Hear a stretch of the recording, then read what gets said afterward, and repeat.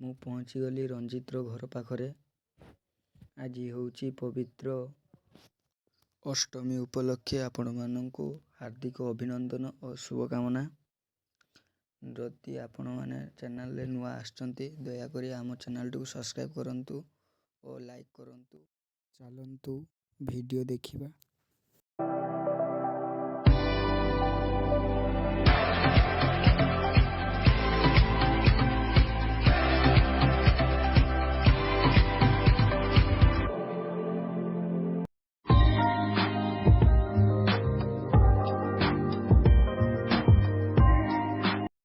ବର୍ତ୍ତମାନ ପୂଜା ଚାଲିଛି ଓ ରଞ୍ଜିତର ମନ ବହୁତ ଖୁସି କାହିଁକି ନା ଆଜି ହେଉଛି ଅଷ୍ଟମୀ।